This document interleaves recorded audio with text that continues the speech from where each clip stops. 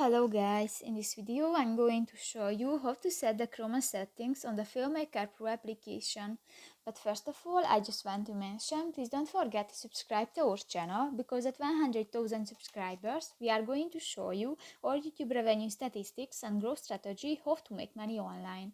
So let's jump into it. First of all, open the application on your device.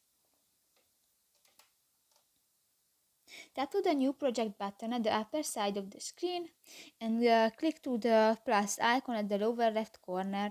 Select the video and tap to the video clip. You go to the chroma option next to the adjust section, and here you can set the shadow of your video and the intensity, and you can reset this. And if you finish, just click to the OK button. So that's pretty much it for this video, guys. See you in the next one. Bye bye.